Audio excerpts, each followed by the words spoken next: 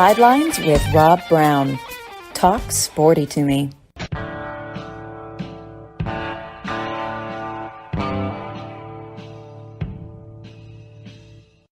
All right.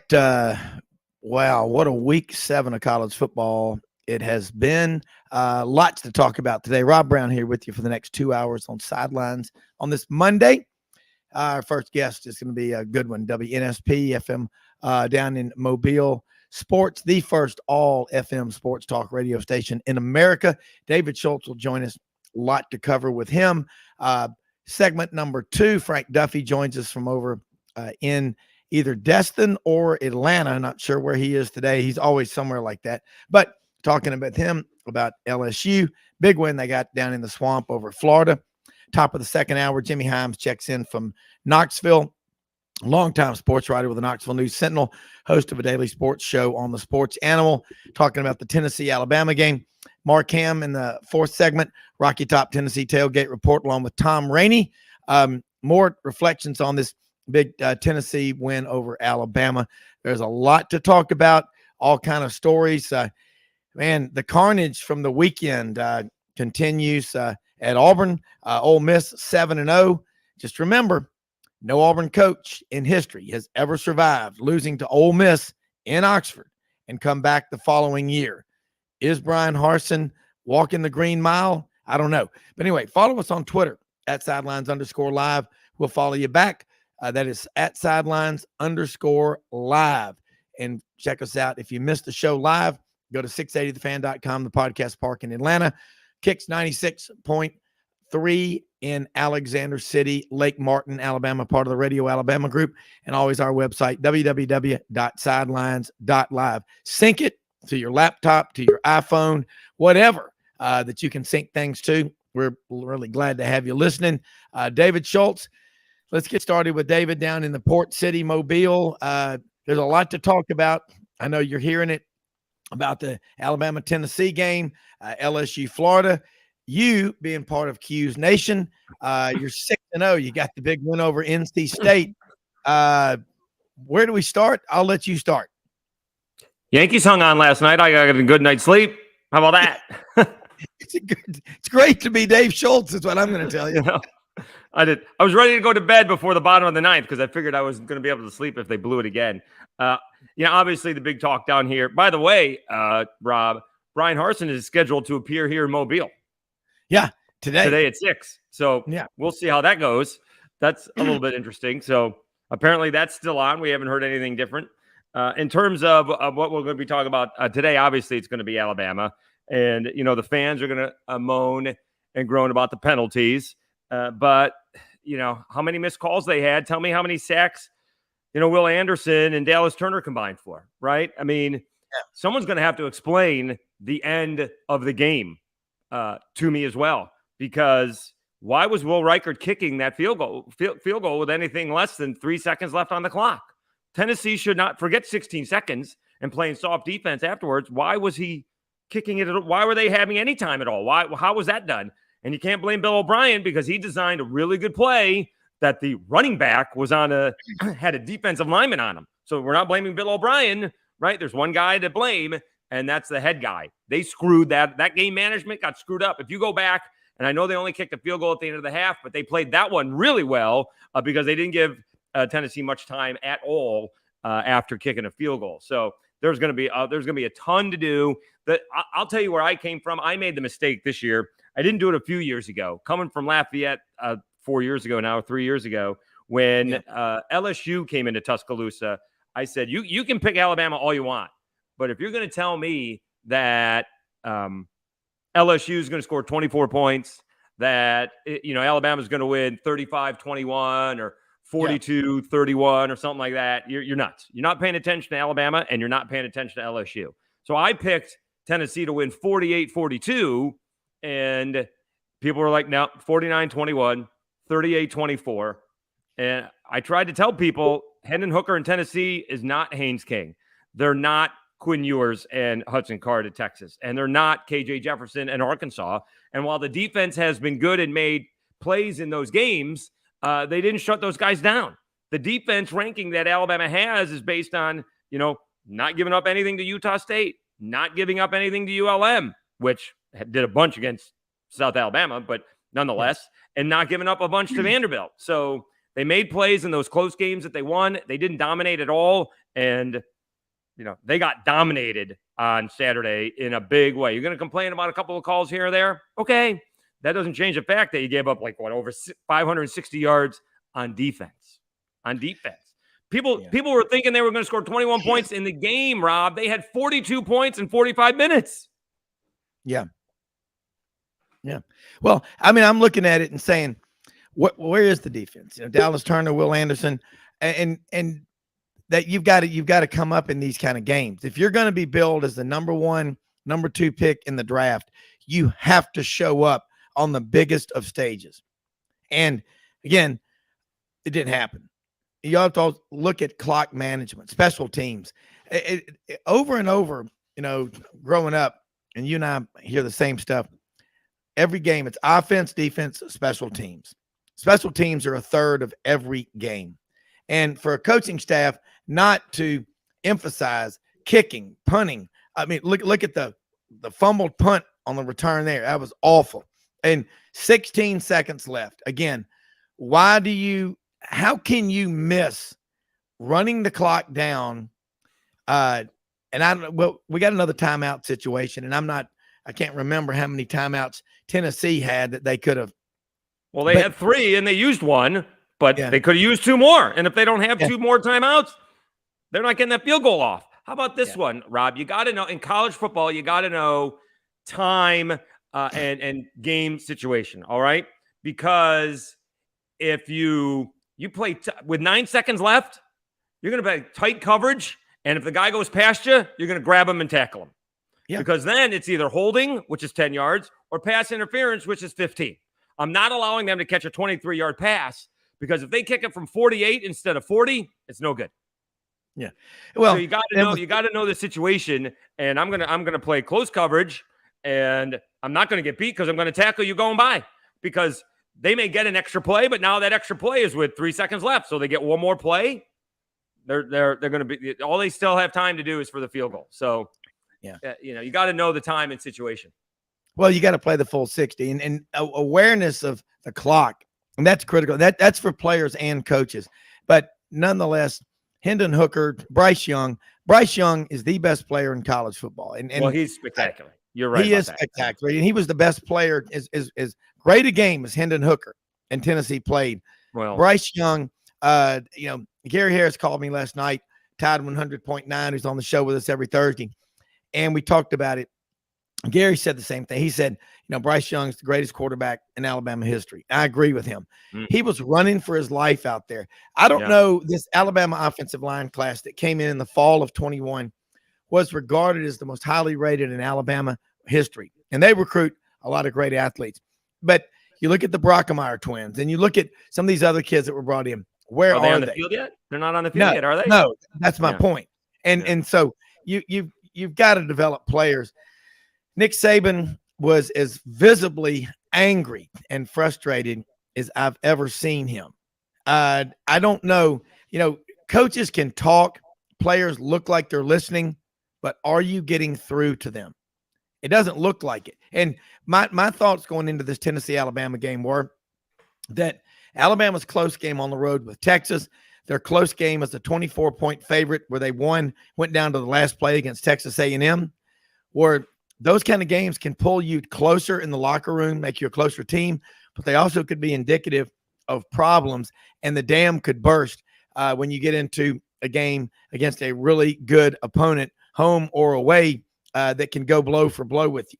And I thought Alabama with Bryce Young would be in a great position to win. I thought Tennessee could take that game and make it a full 60. They did, but Jahmyr Gibbs, he's an exceptional player. Tennessee did not really get much pressure on Bryce Young until the last few minutes of the game, and that was enough to make a difference. He was probably just worn out running for. I bet he ran for 400 yards behind the line of scrimmage. So, I thought they got pressure on him all game. He was running. He's a magician, Rob. He's rolling left and stopping and throwing, a straight line. He's rolling left, stops, comes back to the right, dives towards the end zone. No, he's getting hit. We thought it was a targeting call. He got hit in the back of the head with an elbow. No, I thought, like you said to begin with, he was kind of running for his life the whole game, whereas Hendon Hooker was kind of standing tall, had 3 seconds to throw, and then he would take off for runs. So this past week, I said Hendon Hooker, people hear what they want to hear. I'm not sure I said he's as good as quarterback as Bryce Young, but he's playing as well. The only reason that game wasn't a Tennessee blowout is because of Bryce Young. If Bryce Young doesn't play like Bryce Young, Tennessee wins by 3 scores. Bryce Young was spectacular in that football game. Yeah, when I was talking about pressure, he did get it the whole game. I'm talking about legitimately where they got a hand on him, because that he played that much run for your life the whole game. And I was really watching the game. I was there. I went to the game. It was loud. It was really, really loud. But and Alabama had a hard time hearing their signals. I mean, they couldn't hear each other. Bryce Young multiple times had to check off at the line, and they're used to that, but it looked like it bothered them somewhat. And Alabama is loaded with talent, but other teams have players too. And with the portal, what's happening? Look what they're doing at Ole Miss. They brought in 18 guys in the portal. Now, beating up on Auburn this year, I don't know what that means. The one thing, the Auburn players haven't quit, David. The offensive coaching, they scored some points. That's more than anybody scored on Ole Miss all year, but it's still a loss. And no Auburn coach in history's ever survived losing to Ole Miss in Oxford and come back to coach the next year. What that tells you, when Auburn loses to Ole Miss in Oxford, the football team is in free fall. And here Ole Miss is, and Jimmy Hodge is going to be on with us here momentarily. Jimmy made a point before the game, before the show this morning with me. He said the way Auburn was able to score a lot of points against Ole Miss is indicative of maybe Ole Miss isn't that good, because look at Auburn. I mean, and that's my school, but I call it like I see it. That's a mess. The offensive play calling, the coaching. Yeah, they scored some points, but they hadn't scored them against anybody else that was, really. I thought Ole Miss's defense was playing pretty well. I don't know what we can draw from this game, David. Well, we can draw that I'm going to take the over in the Alabama-Ole Miss game. That's what we can draw. That's the first thing. You better have that up towards 90, because I don't think Ole Miss is going to stop Alabama at all. It's a matter of if Ole Miss and Lane Kiffin learned from last year, which at the beginning of the Auburn game they didn't. It was a very interesting game, right? I mean, Auburn holds Georgia to 14 in the first half, and Ole Miss had like 14 in the first quarter. And Auburn's defense, although came up with a couple of stops, just could not stop them on a regular basis. But all of a sudden, Ole Miss couldn't stop a trap. They couldn't stop. We're just running it to the right, and they couldn't stop them. And, those guys had big games on the ground, and Lane Kiffin made a joke about the storm coming in. And, we don't have any rushing defense here within 8 miles, so maybe we can go figure out what we can do in the locker room for 30 minutes. I don't think the whole, Auburn loses to Ole Miss, so Harson's on the hot seat. He was pretty much on the hot seat going into the game. I think because Auburn didn't lose 42-10 like most of us thought, he still has a job. Again, I'm not sure what it does to let him go now. And reports are, right, you're going to have the interim AD fire him, and then the new AD won't. And now maybe that's flipped a little bit. I was told last week by somebody that they want to have the AD in this week, and it could be someone locally from local ties to Mobile who's from here. So, yeah, I'm not sure, about Auburn and Brian Harsin because of the Ole Miss game. I think what we learned is that Ole Miss, they're going to have to be able to stop somebody if they're going to get to the playoff, because they're kind of lurking right there. They're right on the outside looking in, and if they take down Alabama, the West is going to be theirs. So they actually have a shot to do this.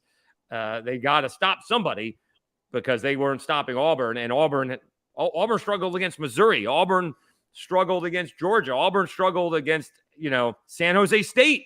And, exactly. They seem to score at will before the weather delay. Well, all I can tell you is that in 132 years, Auburn's lost to Ole Miss 11 times, and 7 times in the last 60 years. It doesn't happen often, but the bottom line is you just at Auburn, your offensive line, that's part of the legacy of Gus Malzahn. And you did not leave offensive linemen, but Ole Miss, they are. What I noticed is they had a game when they got pushed around, and you said they didn't play well. Auburn didn't quit. Those players haven't quit. I question the offensive play calling and everything like that. But looking at it, Jimmy, we're going to go to a break here at about 1:15. But what was your takeaway from Auburn Ole Miss? What do you see on either team that gives you hope or concern? Well, Jimmy, can you hear us? Yeah, I can hear you. Okay, yeah, go ahead. What did you see with either team, Auburn or Ole Miss, that gave you hope or makes you concerned? Well, when I saw that Ole Miss had jumped out on Auburn 21-0, I mean, that's the perfect setup for Ole Miss to just annihilate these guys. And I was up on the hill in Knoxville at that tailgate, so I wasn't able to keep track of it after that point. But then I saw it was 28-24. And this is an Auburn team that you got guys yelling at each other on the sidelines in full view of the TV viewers, and just total chaos anyway. And yet they come back to cut it to 28-24. That just tells me that Ole Miss is maybe not as good as, we've been led to believe. But of course, the way college football is. Yeah. Jimmy, hold those thoughts. We got to take the quick break. I want you to pick up on that because you're on to something. We're going to take a quick break. Be right back with Jimmy Hodge, David Schultz on Sidelines on Monday, talking about Auburn and Ole Miss.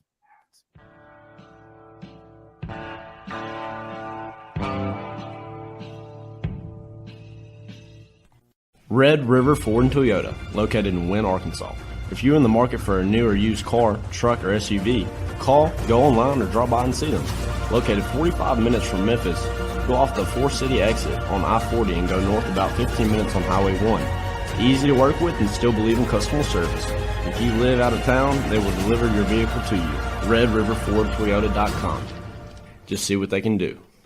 Strengthen your seed zone this spring with quality tillage equipment from House Industries. Located in Cherry Valley, Arkansas, House Industries specializes in manufacturing superior equipment that will minimize your downtime and keep you working in the field. To ensure the highest quality control, all design, fabrication, and testing takes place in a 99,000 square foot manufacturing facility located right here in the heart of the Delta. Locate your nearest House equipment dealer online at houseindustriesinc.com. House Industries, breaking ground. Sidelines with Rob Brown. Talk sporty to me.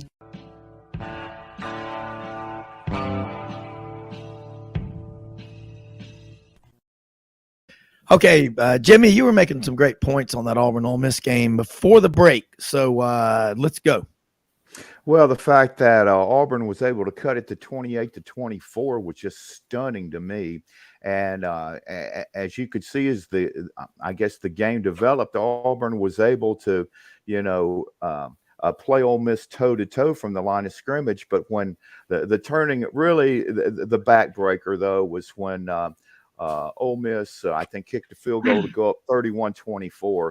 That was one of the most beautifully executed onside kicks I've ever seen. I mean, it was just perfect. And Ole Miss goes down, gets a free possession, and now goes up by 2 scores. That was really a play that Auburn, I think it just hit them, man. We're giving it everything we got, but I just don't think we're going to be able to get over the mountain here. And that was a great strategy move by Kiffin, and that allowed Ole Miss to have breathing room. And then you have that bizarre weather delay. But again, one thing that stood out to me, Dave, is that these guys play hard for Harsin. Even if they're not playing well, they're giving all 100% that they've got every week.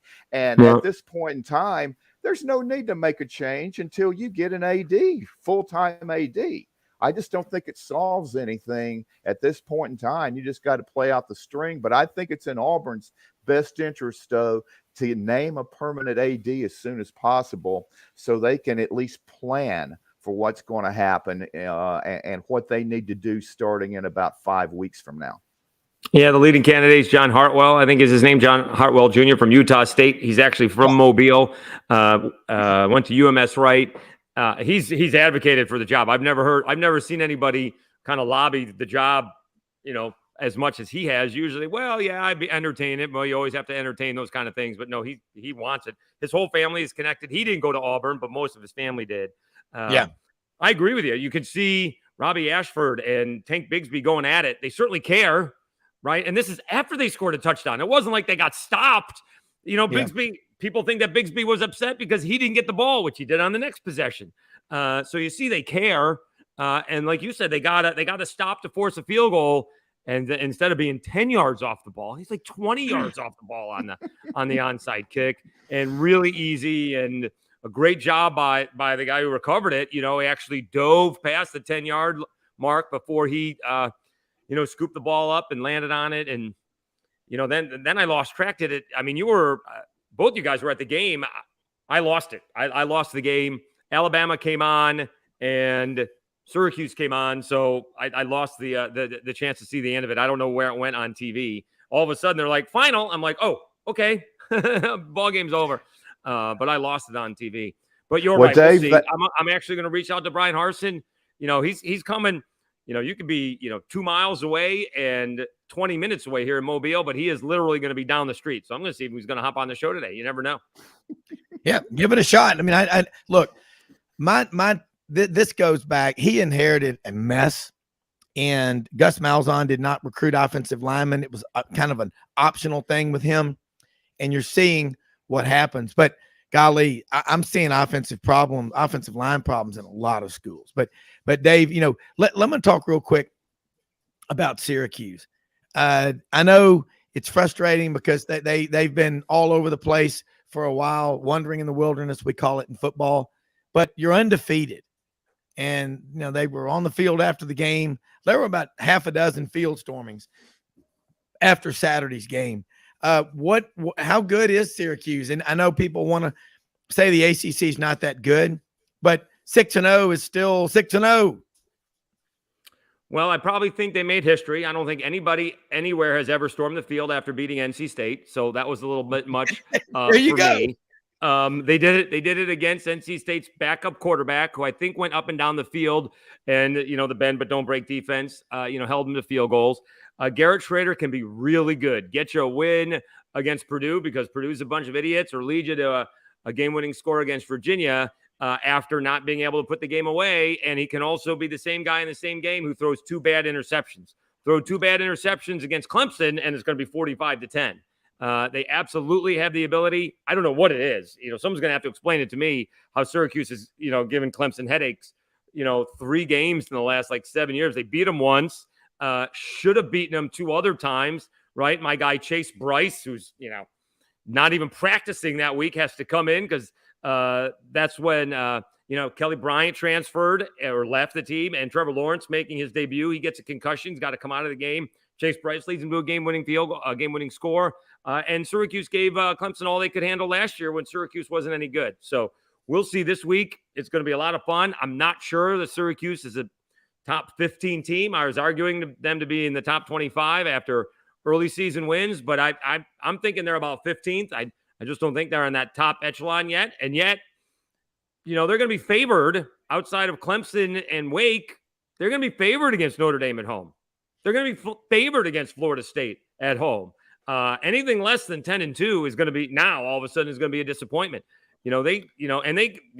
Offensively they can stay with Wake Forest, and they got a better defense. So it'll be interesting to see how they play moving forward, because there's some big ball games, and it's nice to see a big crowd in the Dome, because usually, people wonder, why do they go to Tennessee when you have 108,000 people there compared to 45 for game day? So it's nice to see them pack it, and hopefully they'll continue to do so. They have some nice home games, but they have a chance to have a really nice season. Even if it falls a little short of 10-2, that's a solid season. Plus, I've already hit the over of 4.5, so I'm happy about that. Well, way over. Like Jimmy.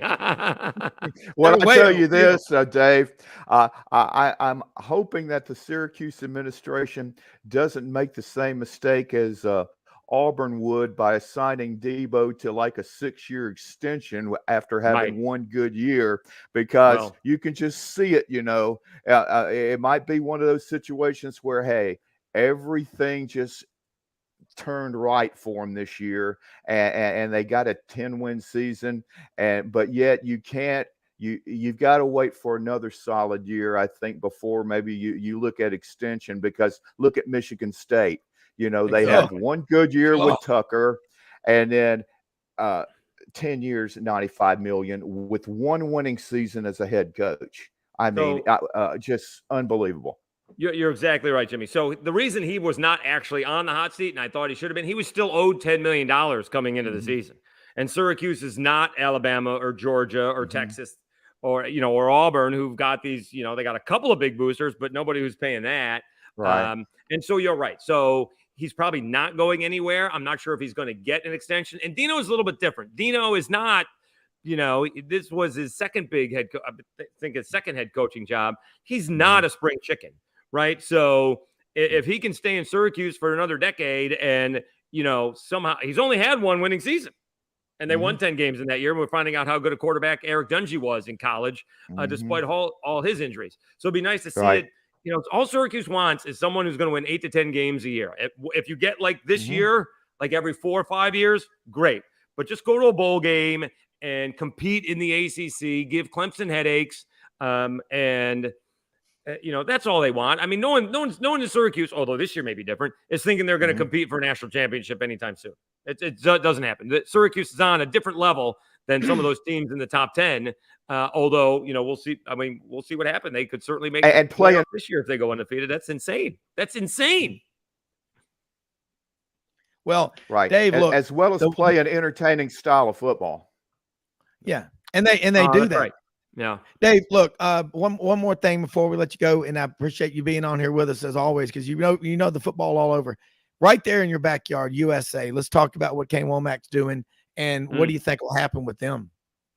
Well, that was one of the more interesting games. I can hammer Alabama for getting some of their defense, shutting down a team like ULM, but ULM had their way offensively. I mean, they would not go away. It was kind of the same thing for South Alabama. The last 2 ball games, their offense has kind of been stagnant. And though they put up 17 points in the first half, it was really only 2 scoring drives, and they kind of get bogged down. Their first touchdown was on a 64-yard pass to Jalen Wayne from Carter Bradley. But then in the third quarter, they dominated. They went from down 20-17 to up 34-20. First play of the fourth quarter, they scored a touchdown. They're now up 41-20, and they just couldn't put ULM away. They just couldn't put them away. They ran the 4-minute offense to perfection. And so, they ran out the clock a lot like Troy did, who's coming into town. They had 5:28 to run it out. They didn't have to kick. They didn't have to, kick a field goal or punt. And both teams are on a short week. Troy has not had an off week. South Alabama was actually coming off their off week this past week. The Sun Belt West is probably going to come down to this ball game. And it very much lines up that South Alabama is in line to a win over Troy. They could host the Sun Belt Championship game, which is something I started saying a couple weeks ago. But Coastal Carolina just lost. JMU is not eligible. They just lost. Old Dominion is actually coming to South to wrap up the football game. I'll take a cup of coffee black. Thanks there, Rob. Dave wants his coffee black. It's a lot of fun. And here's the other thing about the Sun Belt. I know they, in week 2 of the season, they had all those Power 5 upsets, but they're getting a lot of national pubs. South Alabama was on the NFL Network this past week. They're going to be on ESPNU this week. They had Coastal Carolina got hammered by Old Dominion. I think they were on ESPN or maybe ESPN2. And then, there were like 3 nationally televised games last week. I think there's like 2 or 3 nationally televised games this week. It's a lot of fun seeing these teams in there. South Alabama actually got votes in the AP. And if they can go, where are they, 5-1? If they go, 6-7-1, 8-1, they'll start getting more votes in the AP because all these teams are going to end up, they're all playing each other now. So someone's going to lose, right? 9 teams in the top 25 all lost because they're playing each other. So South Alabama could find themselves on the bottom of the top 25 here in a couple of weeks if they keep on winning. Well, I love it because, you've got college football. We need it to be good everywhere. Again, I keep saying this, and look at the crowd. I was up in Neyland Stadium. Audrey and I were up there, and Jimmy was there. It was incredible. I mean, the fans, there were 250,000 people in and around Neyland Stadium. There was no cell phone coverage. I mean, forget about it. You couldn't hear it. You couldn't communicate with someone across the street from you. It was wild. All right, Frank Duffy's on here with us. So hang on, David. Frank, Mr. LSU Tiger, was down in Destin, right near you. You're in Mobile. And I know, of course, we have a lot of listeners that head down through Mobile, going out to, Baldwin County, the Foley Beach Expressway, Destin and all. But he was watching that LSU Florida game. So, Frank, jump in here with David Schultz, WNSP, down in Mobile, and Jimmy Hodge. Let's talk a little about that Florida LSU game, because Dave covered ULL for a long time, very familiar with that program. And kind of the angle, David, on Saturday's show that we had with Buddy Martin of GatorbaitMedia.com on the roundtable was, what is this, the referendum game? Should LSU have hired Billy Napier? Did they let him get away? Was Brian Kelly the right hire? So I'll start with you, Frank, and then David, your answer after that. Well, hey, Dave, how you doing? And hey, Jimmy, great to see you, man. This is awesome to have you on here with us Brady Bunch kids. I love this. Hey, it's hit or miss. It's great seeing you, brother. Hey, no, here's the deal. It was a crossroads game, is what we were calling it. You have two programs that are incredibly similar. We're basically on the same parallel tracks over the last really 2 or 3 years, right? You got a high pedigree coach who had some success, who kind of lost his way. One with lost focus, I would say, for Coach O. Dan Mullen just, he was just lost. And then you had the opportunity to hire, and LSU, look, they were very upfront with it. They really didn't interview Billy Napier. They had him in the backyard. And so, for better or for worse, when you make a big splash hire, Scott Woodward, and you spend $10 million on a coach for 10 years, you better have it hit right. And so these two will forever be linked. It's like Luka and Trey in the NBA because of that, that trade on draft day. They will always be linked. And it wasn't going to say, okay, here's where this year's going to be. This was a referendum of what is the trajectory of these two programs right now. And it was just a litmus test, a moment in time. I will tell you, I did think LSU had a good chance of moving the ball against Florida's defense. Florida's defense has been in disarray for quite a while. That's not. I'm not breaking any scoop. But the thing was, what could LSU do to contain AR-15? And except for that long 81-yard run, which I've seen, there was holding on a play, didn't get called. That's cool. Tom Petty caused that touchdown. He didn't block. That's right. Caused that touchdown, and I'll give him that. But with the exception of that long run, LSU's defense played extremely well throughout the night. And if not for a gaffe on special teams again, we got to clean that up, or Polian's got to find a new gig. Without that, LSU runs them out of the building. So I was very pleased with the way it worked. I think the Tennessee game was because Tennessee is such a really, really good football team. So I'm discounting that one. I'm happy to be at 5-2 with these two programs right now. Make no mistake. David, what do you think? Well, I'll be a Billy Napier homer for this one. I think that LSU may have missed with that one, but it's tough when you hire like the winningest active coach in college football, right? Besides Nick Saban. I mean, Brian Kelly's really good, right? I happen to know Brian Kelly away from college football. He's a little bit different, as you can imagine, as he is with football. But again, as somebody who thought that, well, hold on. I came here to Mobile when Napier, Frank knows this, when LSU was doing the hiring, Napier wasn't getting the job. It didn't matter how much Billy Napier wanted the job. There was no way LSU was going to hire the Raging Cajuns football coach. Correct. It just was not going to happen. It wasn't going to happen.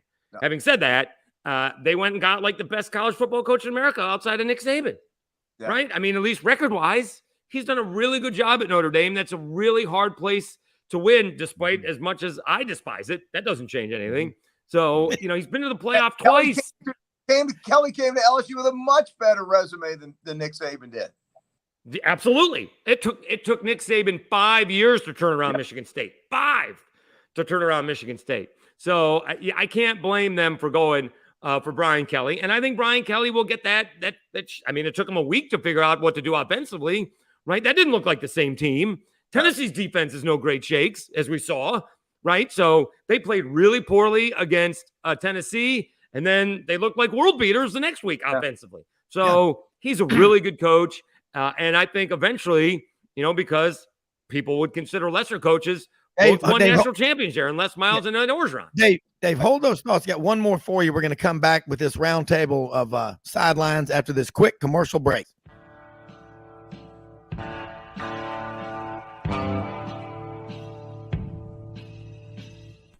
Red River Ford and Toyota, located in Wynne, Arkansas.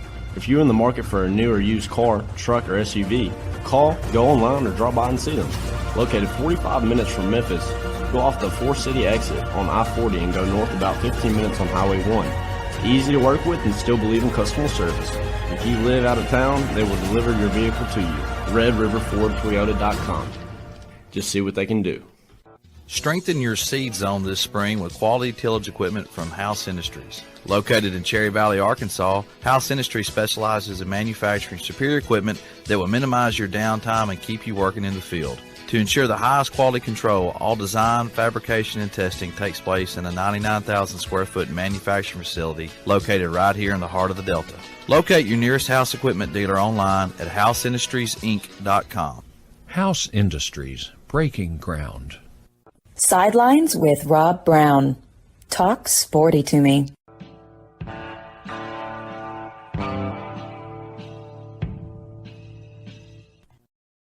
Hey, Rob Brown back with you on this Monday college football blitz. Jimmy Hodge up in Knoxville. Frank Duffy. Frank, Destin, Atlanta. Where are you this morning?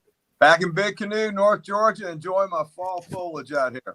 The foliage, that's absolutely. The leaves are changing. Wait, by the way. That's a long drive last night after a great weekend of college football. It was my daughter's 21st birthday. We were celebrating out on the beach. And my cousins kind of brought some of her friends from LSU. Had a great time. But I'll tell you what, from the last 2 days, I think I was in a football coma. I was actually sitting outside catching sun, looking at the TV on the inside, and I'm telling you what, between that Tennessee-Alabama game, the night game, there was some actually good action in the morning. It was a wonderful day of college football, one of the most memorable weeks of college football in a long time. Yeah, and David, I know you got to get going, and we love having you on here. Your thoughts about Billy Napier? I think he's going to be successful at Florida. I think the reason he's got that job is the coaching staff before him left a mess, and you don't fix messes overnight. David, what would you? What's your thoughts on how this season closes out? What do you think Florida will end up doing? Yeah, I don't know how I became a big head all of a sudden. I think Billy Napier is going to be fine. I think they're going to be just fine in Florida. Obviously, they had a lot of defections, and Dan Mullen was not having success in recruiting, and so Billy Napier does a really good job. When he got to UL, he's like, I'm going to get to every school within 300 miles of Lafayette, because that's where we want the parents to come. And so you do that when you're doing it in Gainesville, and you get a lot more talent. He's got Etienne there in Gainesville because he was recruiting him in Jennings. He probably wasn't going to go to Lafayette or go to Louisiana, but he made a relationship with the coaching staff there that he can go get him, over there. And I know he's been in town, right? He's got the Faith Academy linebacker. He's a freshman. Anybody remember his name off the top of their head? That's playing. He's playing for Florida right now. That's how you know Florida has issues. Is the freshman from Faith Academy here in Mobile is playing for him there, and I know he's had.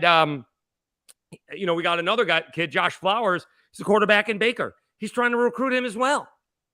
Brian Harsin is not in on Josh Flowers at Baker High School, and he may be, the best quarterback in the state in 2 years. Next year. So I think Billy Napier is going to be just fine in Florida. he's got more competition now. All of a sudden, Tennessee seems to be good. Georgia's really good. We'll see what happens when Kentucky has to replace Will Levis. Heck, even Vanderbilt is improved, right? So, and Shane Beamer seems to have South Carolina heading in the right direction. So the East is going to be pretty good. But you give Napier 3 or 4 years, he's going to be fine in Florida. He's going to be absolutely fine. One last question I for think you, both David. hires are going to be great. I think both hires will be great before it's over with. It's not I a do mess. too. Yeah, I do too. One more question, David. If you get a chance to talk to current Auburn coach Brian Harsin today, ask him this question. Say there are 22 4-star rated players in Alabama this year, 7 5-stars. How many of those 5 stars do you have committed? I mean, that's the problem. Auburn's recruiting, you can't survive not recruiting. I wouldn't say this recruiting. I mean, it's just inexcusable. And the problem is the perception. So but I'm anxious to hear what you have to say, because one thing about you put out a lot of great content on Twitter, social media. You work nonstop. You must sleep a little bit, but you put out a lot of really good stuff. Tell people how they can follow you every day on your show, and look forward to having you back on next week. This is a lot of fun. Well, at SchultzyCast. So the whole thing, and you guys will know this about Brian Harsin and Auburn recruiting, right? Nobody thought he was coming back at the beginning of the year. So how do you go about recruiting? Although they just did get an offensive lineman from Tampa. So you're in this whole big, Auburn circle. We're going to have a new head coach, but he's having a difficult time recruiting. Well, why is he having a difficult time recruiting? Because we don't know who the coach is going to be. So it's a whole, circular draining thing going on at Auburn. And all of a sudden, again, it's changed from the interim AD was going to fire him. Now we're going to have the new AD firing him. So we'll see what's going to happen here. Maybe he wins a couple of games and, he sticks around. It's Les Miles 2.0. It's a mess. It's a mess. It's a mess. When you got him in your sights and what's best for Auburn is to make the change, you've got to make the change. And their problem is with the AD, you got to do it sequentially, and it's like a stack of dominoes that have just not fallen Auburn's way. And this is a must right hire for Auburn, a must, because everyone else is getting better in the SEC West, and now you got teams getting better in the SEC East. Auburn, this is a huge decision for Auburn. Yeah, this could determine the next 10 years. Yeah, easily. Absolutely. Yeah. David, no pressure, huh? No pressure. And the next guy might be able to operate in the vacuum of Nick Saban not being on that sideline in Tuscaloosa. So they can make some hay with this. They can run. And even with all of Auburn's issues, they've always been very competitive against Alabama, even during this Saban run. So they've got something to build on. They've got great talent. They've got incredible facilities. I mean, there's no reason for Auburn not to be in the upper echelon of the SEC West every year. No reason whatsoever. They're just about to open up a new facility. I know. It's crazy. Yeah. Yep. $91 million football-only facility. And you need to have somebody as a coach that recruits want to come see. David, what time's your show on today? 3 to 6 p.m. Central Time. We may be talking a little bit more Alabama than Syracuse, just a guess. Professional, educated guess. Yeah. Well, another one, you cover a ton of high school football in Alabama too. And that's the thing. Baldwin County, Mobile County, South Alabama. Who's the best team down there right now? Well, we got a huge 6A matchup, which some people around here tell me is better than 7A. We got Saraland and Theodore, which is like 1 and 3 in the state, and I'm lucky enough to be calling the game this Friday. So we got South Alabama and Troy on Thursday. We got Saraland and Theodore. That Ryan Williams, I had to look at this like 4 times on Twitter a couple weeks ago. He committed already. He's a sophomore. So I don't know how much that commit is worth 2 years in advance. But, I mean, they got Saraland's got a bunch of sophomores. Theodore hasn't lost either. It's going to be a great football game on Friday. So I'm looking forward to that. You ever had a chance to cover the Battle of Murder River? No. T.R. Miller and Bruton High School. That's T.R. Miller and Bruton High School. It's called the Battle of Murder River. So, I mean, I love it. But anyway, let's do this again next week. Thank you so much for being on with us. Thanks, guys. Okay. I love it. David Schultz, you got to love, he is covering not just the college, he's covering South Alabama, the SEC. I call him the Sultan of the Sun Belt, but all that high school football talent down there, Jimmy and Frank. And, and I love going down to Orange Beach and Baldwin County, going down there to Doc Seafood. And it's just, God, there's so many players. There's so many players down there. And Jimmy, we talked about the end of that Alabama-Tennessee game. And Frank, there was no cell phone service in and around the Neyland Stadium Saturday. There were 250,000 people at the game and outside the stadium. That was a beautiful sight, man. I'm telling you. Oh, man. Have a dog. I mean, obviously it's good when Alabama loses in the SEC West for those of us that still have a control of our destiny, albeit, a little shaky. So obviously I was pulling for Big Orange. I was pulling for him. But even if you didn't have a rooting interest, to watch that game and to watch that scene, that is what's beautiful and incredible about this sport that we love of college football, is that unabashed passion. I'm sorry, you're not going to get that when the New York Giants beat the Baltimore Ravens yesterday, and, disgruntled, unhappy guys walking out still pissed off about the Mets from a week before. That's the beauty of college football. It is unabashed, unapologetic passion. And I tell you what, if I could have had a GoPro on one of those goal posts, I'll bet you those things saw more of Knoxville than any, incoming freshman on orientation has ever. Well, no, they saw the Tennessee River. That's where they threw them. Yeah. The Tennessee. Hey, if somebody locates those things and decides to use some kind of equipment to pull them to shore, man, you can make some money on that. Absolutely. They need to have one of those deep sea salvage companies come work on that. That would be worth some money. You could cut those little babies up in band size, and I'm telling you, every Tennessee fan would pay $1,000 for that. You'd watch. Well, the whole scene up there was incredible. If you were an Uber driver, man, you hit the lottery, man. You hit the jackpot, because we were staying, out at cousin Mark Hamm, who's going to be on with us in the second hour, and Tom Rainey out there in Knoxville. And Audrey, my wife, producer, she runs this thing. She grew up going to every Tennessee football game with her dad, who passed away 20 years ago, listening to them, watching them on TV, whatever. She was just in chills, because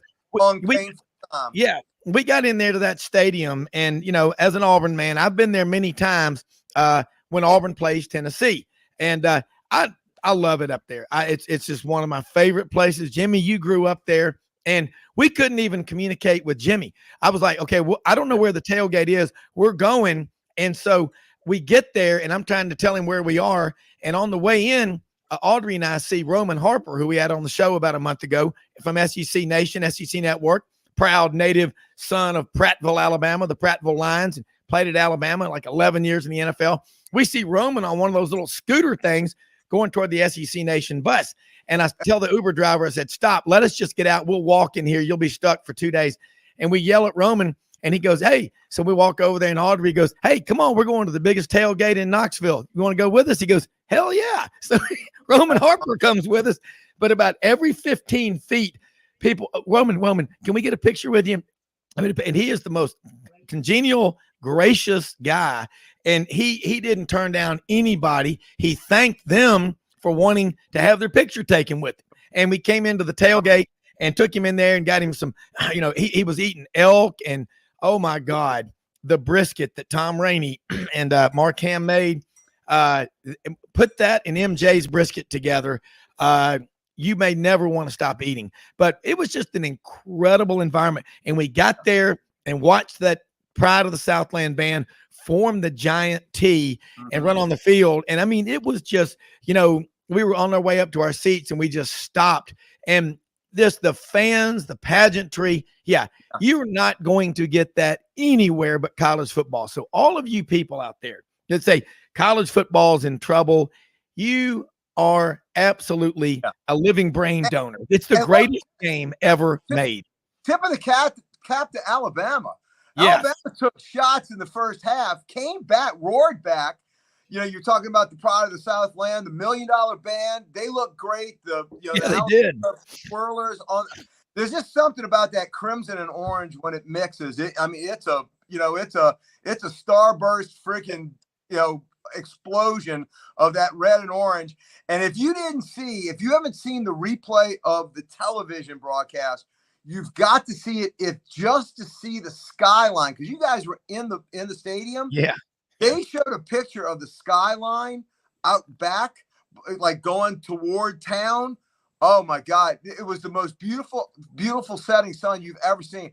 The whole setting was perfect, from the lead up, all the pregame stuff. I got my buddies, big Tennessee guys, were telling me, he goes, we've never seen it like this. My Alabama fans were like, even, texting me. They go, man, it's on. He goes, we might not even get out of here.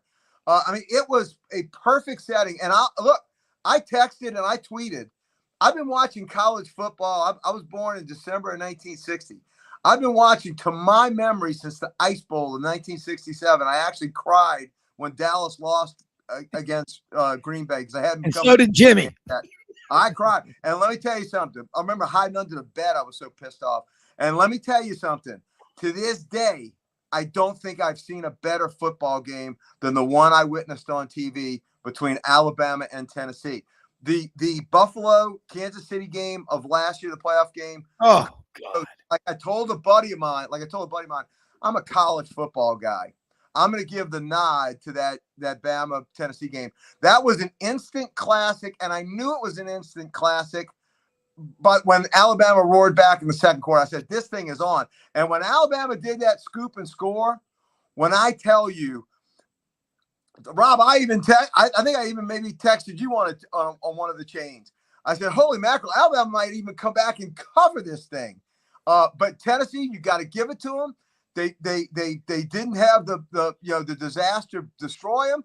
They marched all the way down. Smart move, kicking the extra point just in case. There's no reason to be heroics. Brian Kelly, are you listening? You don't want to be going for it on 4th and 10 in the second quarter. And look at the drama, the pathos, the ethos. Alabama misses the field goal. And I'm telling you what, if there's been a more beautiful, ugly field goal in the history of field goals, knuckleball, knuckleball whiffling through the friggin' Knoxville night. That stuff is the stuff of legends. This is a legendary game that grandfathers will be telling their grandsons about up on Rocky Top till the end of time. Jimmy, Frank, I got to tell you, this was a football god's game. Yes, it was. It was just meant for Tennessee to win it. It just was. And the Alabama fans, I can tell you, they're livid about the pass interference call on the McKinstry interception return. He returns at 80 yards to the 20-yard line, and no flag comes down until he's run about 40. And I didn't know that. It's a tough one. Well, it was so late. You watch the TV replay, Frank, that Nessler and Danielson said it was so late, they were wondering if they called a block in the back. That's how late it was. And then they said, well, we're going to there was a block in the back, but now there's the pass interference call, and Alabama with the ball at the 20 with 3 minutes left, man, that's ball game right there, Yeah. And you look at it and it's just not there, and it's just, there's 2 or 3, the targeting call, and 3 plays, Frank, after the Christmas gift touchdown, scoop and score fumble. They fumbled 3 plays after that, and the linesman blew the whistle early, Frank, and Alabama recovered that. And it was just disappointing when I saw in the first play that Jimmy, hold those thoughts. We got to take a quick break. Hold those thoughts, because you're on a roll, and I want you to pick it up. We'll be back after this quick commercial break. More Sidelines. Right.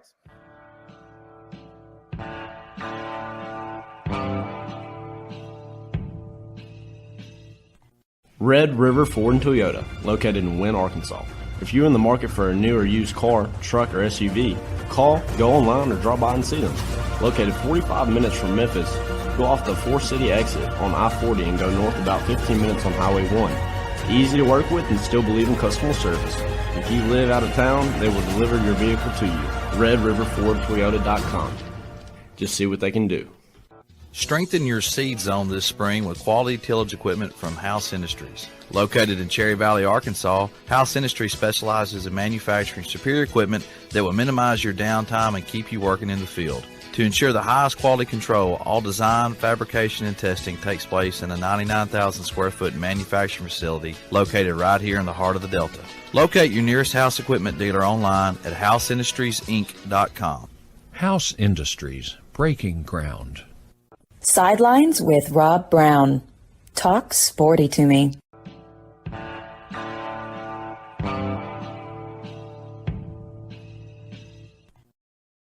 Okay, we're talking a lot of college football. Rob Brown, Frank Duffy, Jimmy Hodge. I'm going to hand it off back to you. You were on a roll before the break. Keep rolling. Yeah, the fumble 3 plays after the gift touchdown, when the line judge blew the whistle early, and when they showed the replay, it was an obvious fumble. Alabama recovered it, but they couldn't go to replay because they could use the inadvertent whistle, explanation. And then, I mean, it was just, again, when you have an SEC officiating crew in a game like this that doesn't know what down it is. The game was delayed for 4 minutes because 8 on-field officials who also have the lanyards they put around their fingers to keep track of the downs, none of them could correct the fact that was 4th down. They had to use the replay booth to determine what down it was. That is inexcusable. That doesn't happen at this level.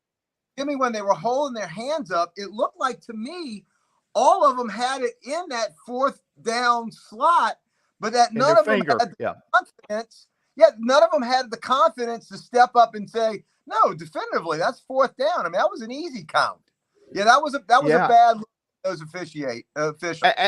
And the targeting call on number 21 on Bryce Young. I mean, Brad Nessler says if that's not targeting, you might as well not even have the rule. Let me throw it. Yeah, no, go. No, I'm with you. Let me throw a thought at y'all about all this stuff going on in sports. Great stuff here. I love this. Scott Skonecki. I love this. Yankees fans are the best. We pay you more than you are ever going to be worth. So show up or get booed. They don't boo the $2 million a year, 25th guy being a star in New York City comes with a price. If you cannot take it, go to Tampa and cash checks while you get your arse beat all year long. Sort of like playing on the LIV tour. This high pressure. And Maury Gaston just sent in there and he said, Frank, you're crushing it. You're on a roll. And the exact thoughts that Maury had were mine. Jimmy, you're right. The football gods, the karma, everything was aligned perfectly for Tennessee.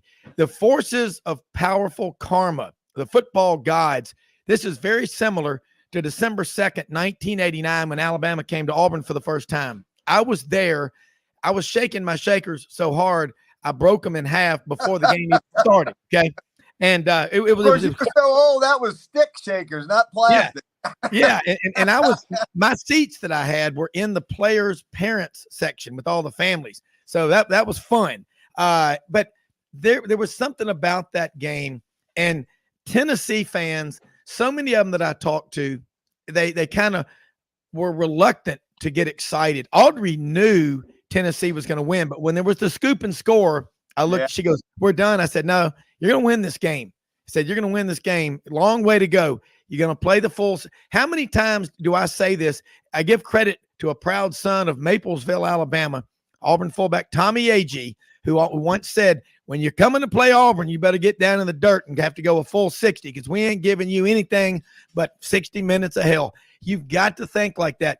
But, man, I know it sucks if you're an Alabama fan to lose that game, but for college football, we needed this shot in the arm. We hear the term booster thrown about on the nightly news every night. booster my arse. That was the booster that college football and the United States of America needed. That was the greatest college football game many people probably have ever seen in their lives. I've been to some great ones, and it's up there on the short list. It's on my Mount Rushmore. And what I loved about it too in the broadcast, and Jimmy, I don't know if you've seen it replayed yet. What I loved about it was when they would do those high shots with the drone, like going around. That was incredibly impressive. And I'm not talking about just the celebration. Was during the game itself. And what I thought was really cool, and this is what I love about the SEC. You know, we might be a dysfunctional family, but we are brothers, right? I mean, we don't let anybody come in and start throwing hands in our neighborhood. All hell's gonna break loose. And we might squabble and fight amongst ourselves. But what I thought was one of the coolest sights was up on the upper deck. When I tell you that place was packed, it was standing room only. There were people standing, and look, that railing at Neyland Stadium is not high on that upper deck top row. I mean, literally, half your back is. I mean, it's a plunge, right? I mean, you're doing a pond dive in the Tennessee River, right? On that end. What I loved was it was orange, crimson, orange, crimson, orange, crimson, and everyone. You saw a laser beam shooting down on that stadium. I guess it was around the middle of the first quarter. It was such an incredible sight. It was such a celebration and I think it was a celebration of the SEC. Because look, here's what I will say on this. Just like when Alabama was down in the early 2000s with the Mikes, Price, Shula, and DuBose. The good old days. Yes. Keep going.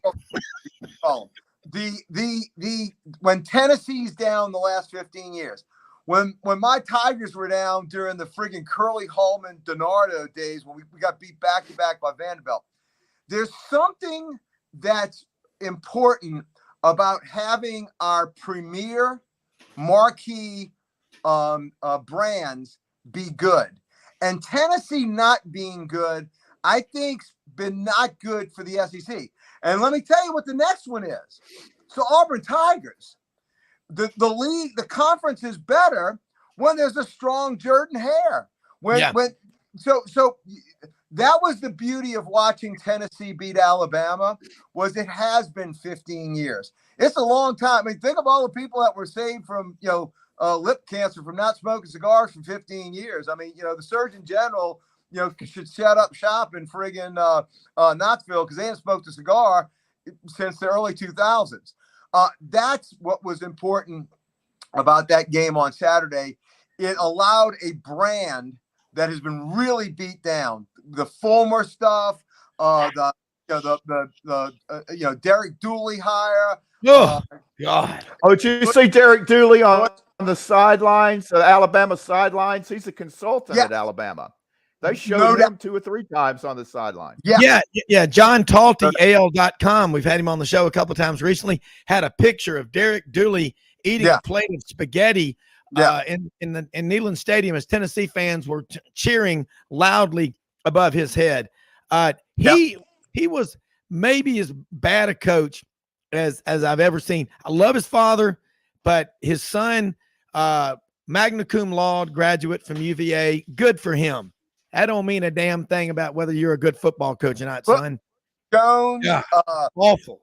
So this was a great night, a great day for Tennessee. And look, we beat them 5 in a row before they came into LSU and beat us. We beat them 5 in a row. It was kind of sad. I mean, we rolled in. I'll never forget. There was a thunderstorm so bad I thought I was going to get washed down the stands. LSU, and when that LSU Tennessee game ended in Knoxville, this is about maybe like 5 years ago. First year, we beat them. I want to say it was like, I don't know, 38-3 or something. It was, you couldn't find orange in the stadium. And I'm telling you, it was like it got washed away by the wrath of God. And that's what I love about seeing Tennessee winning this ball game. It's for their program. And look, frankly, we need somebody to counterbalance Georgia. We don't need that beast growing unchecked. And I think Billy Napier will do it at Florida. But we need a strong Tennessee to keep Georgia from rolling in and getting Tennessee talent and going into South Carolina. We need a counterbalance, boys, on the West. We don't need Georgia just to keep becoming this behemoth. Well, Frank, in '82, when Tennessee broke Alabama's 11-game winning streak that year, same thing happened. They took the goalpost, tore them down, paraded them through town, and they sat at the last lap on the strip for years inside that establishment. And then 2 years later, when they came from behind at the with the 2-point conversion to beat a 4-7 Alabama team, they tore the goalposts down. The Tennessee fans don't tear the goalposts down when they beat Georgia or when they beat Florida. When you beat Alabama, it's monumental. And Jimmy, you can speak better than both Rob and I combined. It is a very unique rivalry, and look, none of our rivalries have a date on the calendar. It's the third Saturday in October, come hell or high water. And I think it's still going to be that way, even if you have realignment with Texas and Oklahoma coming in. I'll guarantee you the ADs of Tennessee and Alabama will find a way to have that being a permanent game. Well, here's what's crazy. Since it went to divisions, though, Frank, there's probably been 8 or 9 times where Alabama-Tennessee has been played on the 4th Saturday, and that has to be changed. That must be on the 3rd Saturday of October every year that they play. Look, Jimmy Hyams is on with us right now up in Knoxville. Again, longtime sports writer for the Knoxville News Sentinel, does a great daily sports show on the Sports Animal. And Jimmy, man, no excitement in Knoxville over the weekend. What did you do this past weekend? Well, it's the Alabama game. I fell asleep in the 4th quarter. Couldn't stay awake for that. Golly, man, that was rough. Man, look, that is the greatest game I've seen in the history of Neyland Stadium that I have covered them. It's the greatest quarterback battle I've ever seen at Neyland Stadium. There have been some great quarterbacks. There have been some great quarterbacks that went head-to-head, but they did not play at that level. I thought it was one of the great scenes I've ever seen in person, and just a fabulous game. And, boy, what a huge win for Tennessee to pull out a win and beat a number 1 ranked team. Alabama was ranked number 1 in the coaches poll. So I thought it was just a fabulous atmosphere, great game. ESPN's Game Day was here. The SEC Nation was here. You had the Vol Navy. You had the Vol Walk. You had well over 100 recruits in here, not just from football, from other sports as well. And then that scene at the end. I think Tennessee's okay with paying that $100,000 fine. Yes, sir. Which, by the way, they're trying to get the fans to pay. Well, Jimmy, I thought it was $250. Did they go down on it? Hey, Jimmy, a lot of us SEC West fans will kick in. If y'all need a GoFundMe page, we're in. Hey, Jimmy, I thought it was $250. Did they go down on that, or is it the second time that it cost you $250? The first fine is $50,000. The second fine is $100,000. The third fine is $250,000. So this is the second one. Now, by the way, they're asking for donations for the goalposts. I shouldn't say to pay the fine, but there was the previous incident was in basketball, excuse me, in 2006. So these accumulate. It doesn't matter if it was 15, 20 years ago. If you have a third offense now that could occur in 5 years, then it's $250,000. That's the way it's. Jimmy, that's cheap for the psyche of a state. So you got Howard Sprague back there in the dark corners of the SEC office, and they're calculating, keeping up with those fines. But Jimmy, I've been to a lot of games in Neyland Stadium. You know, my wife is a Vol for life, and she was just in chills. And we were out there before that game. We were tailgating right there by the torch guy, and we ran into Roman Harper from SEC Nation. He came and was over there with us having fun before the game. And going into that stadium, I've been to many games there, and it's always been when Auburn's playing Tennessee. And I was able to go into that game, and still, because she's a Vol for life, I was able to watch that game. But I got to tell you, you couldn't help but just get emotionally involved in it. And when they formed that giant T, I have so many Tennessee friends, my great friends Lloyd and Dorothy and Trip Monger. Their grandparents grew up across the street from General Neyland. They still have their season tickets 95 years straight on the 50-yard line. As long as they've had them, eventually, I think, Jimmy, they're going to be on the sidelines with the team. But that was the most unbelievable setting for college football. And God, did we ever need it, didn't we? And Jimmy, let me ask you this. the setting last year, I went to the Georgia-Tennessee game in Knoxville. Mhm. I didn't have a dog in the fight. I just wanted to go see a good football team. The difference between that excitement, and there was excitement. I hung out at my buddy's tailgate right outside of Neyland. But the excitement this time was the confidence of the Tennessee fans in the Tennessee program. They were hoping to win against Georgia last year in that game. They thought they were beating Alabama 2 days ago. Yeah, I think you're exactly right. There was a belief that they would beat Alabama. They really did. And they didn't flinch. And I got to tell you, they got off to a great start, as we all know. It's 21-7, it's 28-10. And then Alabama makes its run. You knew they would. And then at the end, toward midway in the fourth quarter, there's that fumble exchange. Alabama returns it for a touchdown. And I'm thinking, okay, that's the break that Alabama needs and usually gets against Tennessee. And boy, Tennessee didn't flinch. They came right back with a 75-yard drive. Impressive. Missed field goal by Alabama.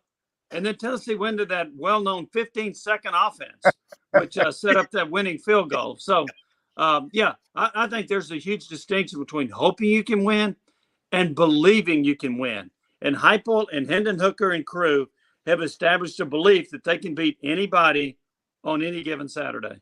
Well, that field goal, the way it looked when it went in, reminded me of some of Happy Gilmore's great shots on the golf course. It was a knuckleball. Did somebody tip it, Jimmy Hyams?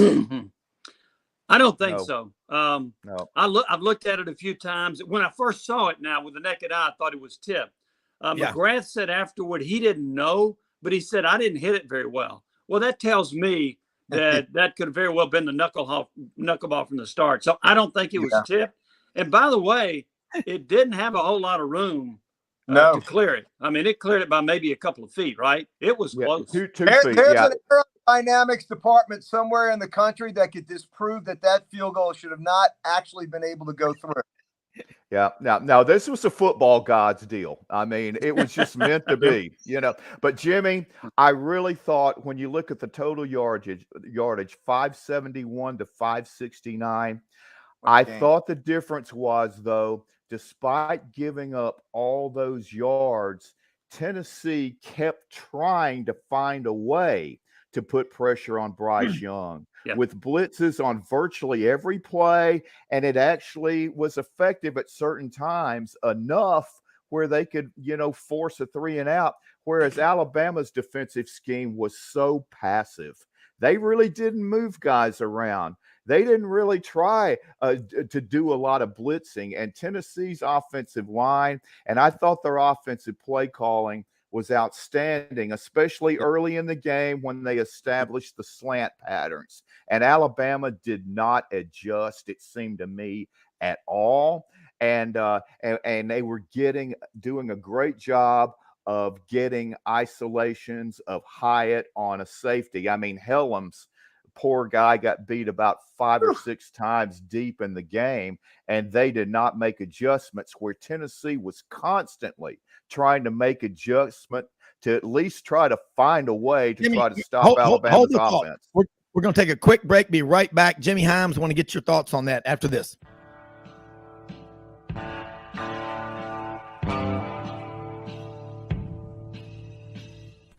Red River Ford and Toyota, located in Wynne, Arkansas. If you're in the market for a new or used car, truck, or SUV, call, go online, or drop by and see them. Located 45 minutes from Memphis, go off the 4-city exit on I-40 and go north about 15 minutes on Highway 1. Easy to work with and still believe in customer service. If you live out of town, they will deliver your vehicle to you. RedRiverFordToyota.com. Just see what they can do. Strengthen your seed zone this spring with quality tillage equipment from House Industries. Located in Cherry Valley, Arkansas, House Industries specializes in manufacturing superior equipment that will minimize your downtime and keep you working in the field. To ensure the highest quality control, all design, fabrication, and testing takes place in a 99,000 square foot manufacturing facility located right here in the heart of the Delta. Locate your nearest House equipment dealer online at houseindustriesinc.com. House Industries, breaking ground. Sidelines with Rob Brown. Talk sporty to me.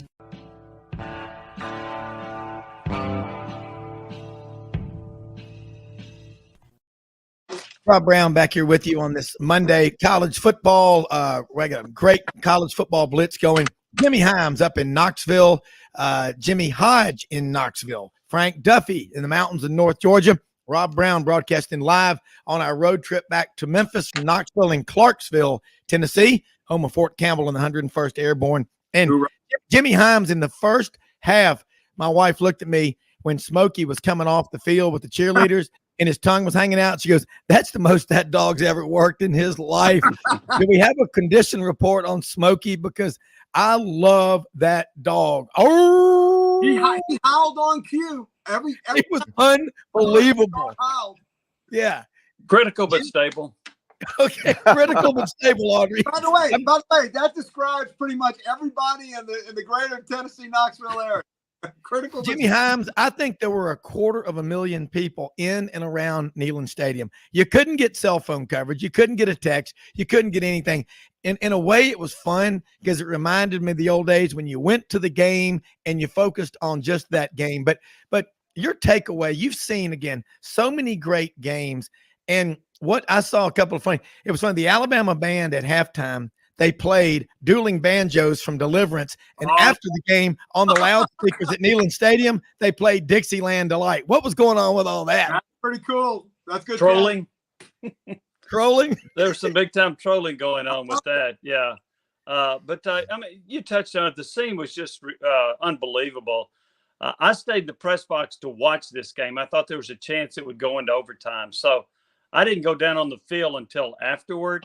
And when I got on the field, the scene was just so incredible. And heck, I tried to look up and see the Jumbotron, but I couldn't find it for all the cigar smoke that was over the stadium. So I don't know where that Jumbotron is, but it was, and this was kind of humorous to me as well. So the security guards initially were trying to keep the fans from jumping from the stands onto the field, right? Well, they finally gave up on that. And so I looked up there one time and there was a woman that was trying to jump on the field, and the security guard reached his hands up to give her an assist. So they went from trying to stiff arm them to welcoming them down on the field so that they could enjoy the moment. Well, I was at kick 6. They're not going to keep them off the field tonight. And Jimmy, my two boys were in section 42, and they ran down on the field. They said, "Dad, we didn't have a choice because everybody on top of us was going on the field." But the goalposts, has anybody seen them, Jimmy Hyams? Are they somewhere on Cumberland Strip, or have they made it to Nashville for across the state of Tennessee tour victory lap? They threw them in the Tennessee River. That's right. That's right. I mean, what are you doing here? Look, and if I run a restaurant, I'm having some scuba divers going over there, and I'm pulling those goalposts out of the river, and I'm hanging them in my restaurant. Yep. I don't know what good they do in the Tennessee River. And then I might even chop it up a little bit and sell them as mementos. But, yeah, they threw them in the Tennessee River, which didn't make any sense to me. Yeah. Jimmy, I'll go in half with you. I had the same idea. We got to get a salvage team going. There you go. Jimmy Hyams, another great thing, too, is, and I said this the other day on the show, I wish we'd go back to calling him a sports information director. Haywood Harris, Bud Ford, you're one of the sports writers who's been around and seen so many great games. I hope you know how much people appreciate, although you're, writer and now you're on radio and social media every day, you're the best guest because you think about what you're saying because you've already written it. Doesn't that go back to the way we were raised as kids?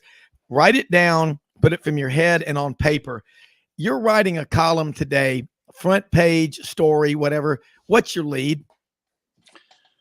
Well, the lead to the story that I wrote was Moses wandered around for 40 years. It took Tennessee only 16 years to find the promised land. So I love it. But that's that was just such a pent-up frustration from the Tennessee fan base, from the players. Look, I know you're going to sit there and talk about how, well, those players weren't a part of all those losses, and they weren't. But they start feeling it when the fans always talk about it. So I just thought just the sigh of relief that you had from winning a game like that. But I also say this too, and this is not to discredit or throw shade on Nick Saban, and I'm fixing to write an article about this. Nick Saban's won, 7 national championships? Yes. He's done it with different quarterbacks. He's done it with different coaches. But there's a common theme. He's done it with great players, right? His roster is better than Josh Heupel's. You look at the talent, it is better. But is there any coach in the league or the country that's done a better job of developing his talent better than Josh Heupel? Look, Hendon Hooker lost his job at Virginia Tech. Now he's a Heisman Trophy candidate. Jalen Hyatt got benched last year because he was dropping passing. Now he's the best receiver in the SEC, in my opinion. So when you look at the player development, that what he's done, he's winning at a higher level with less than any coach in the country. That's another takeaway I have from that game. And Heupel recalibrated the time for coaches and their staffs to be successful. He's done it very quickly. That's really done it. He's had success, but he's done it in a much shorter a time period than most administrations would be allowed to have. That's what he's done. He's put the pressure on other coaches that are trying to build that type of a program back. You think Brian Harson's listening to you? Yeah. Let me say this, Jimmy. It's hard to say. His phone might be cut off, but yeah, he might be listening. Jimmy, Jimmy Hyams, here's what's interesting. You go back, 38 players went in the portal when Josh Heupel got there. 4 more released from the national letter of intent. 2 medically retired. That's 44 out of 85 on a roster. And very few people ever carry a full 85 on scholarship. That statement right there for Josh Heupel, what he's done, that is the classic case of you put a rock star AD in there. He goes and brings in his coach, the right guy that he knows, and you get a guy that grew up in South Dakota, just a gym rat drawing up plays. And Josh Heupel looks as comfortable and he loves where he is, doesn't he? Oh yeah, he loves it. And look, he's done a tremendous job. Here's the thing too. I wonder if he realizes the impact he's had on the Vol Nation, the fan base, the administration at Tennessee, the economy, the restaurants, the hotel business, the psyche of the fans here. The impact that having a great football team makes on your community is immeasurable. And that's what he's been able to do. And I think he brings an attitude that he believes that he can win at a high level. And he's even keel about it. Not real high, not real low. That's one reason I think you'll see Tennessee be consistently good to great. I don't see a lot of letdowns coming. I think they really have a good time playing football.